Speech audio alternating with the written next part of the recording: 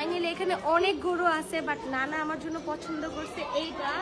এখন নানা বলতেছে তোমার এখানকার মধ্যে যে গরু ভালো লাগবে সেটাই তুমি নাও। ধরেছো গাইস, দেখো শিরোর সাথে ছাগলের দেখ। আমার বড় গরু কেনার জন্য মিলিয়ন মিলিয়ন সাবস্ক্রাইবার দরকার হয়নি, কিন্তু কাদের যেন মিলিয়ন মিলিয়ন সাবস্ক্রাইবার থেকেও গরুর বদলে ছাগল কিনেছেন। হ্যাঁ দর্শক, রাকিব হোসেনকে এমনটাই বলেছেন মিথিলা রহমান। আরও কি কি বললো তা জানলে অবাক হবেন আপনিও। তাই বিস্তারিত জানতে ভিডিওটি সম্পূর্ণ দেখুন। কোনটা নিব আমি ভাবতেছি। নানা এটা পছন্দ করে নিয়ে আসছেন, এটাই আমাদের জন্য নিয়ে আসছে যে এটাই তোমরা নাও। বাট এখানে কতগুলো গরু,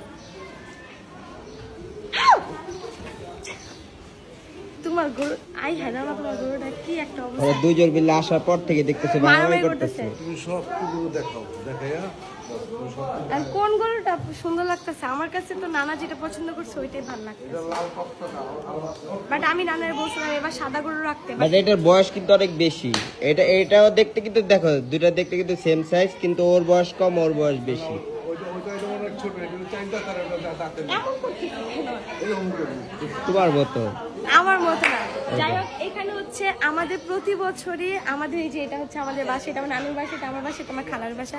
এখানে সবসময় হাট হয়, মানে ছোটখাটো করে হাট দেয়। And আগের বার তো আমরা হাটে থেকে গরু আনছি, এবার তো তুমি আর আমি অসুস্থ, এর কারণে যাই নাই। হ্যাঁ, আগের বার হাট থেকে গরু আনছি, বাট এবার তো আমার বাসার সামনে নানারা হাট দিছে, আর হাটে যাওয়ার দরকার কি? যাই হোক, এখানে সব গরু এখানে হচ্ছে সেল করার জন্য আনছে, আর আমার জন্য একটা ওইখান থেকেই নিয়ে আসছে। এখানে সব গরুদের সাথে একসাথে বড় হবে। তোমার কি এটা ভালো লাগছে? আমি তো দেখছি, ওর ছবি দেখছিলাম। ইয়াসিন যেটা পছন্দ করে, আমার তো এটা ভালো লাগছে। এখন এটা বলতেছে না, কি করবো? দেখো তুমি।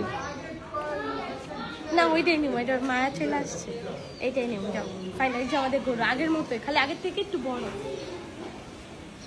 আগের থেকে একটু বড় না? ও ও আমার সাথে দেখো, আমার সাথে গুতাগুতি করতেছে, কিন্তু ওরে গুতাইতেছে।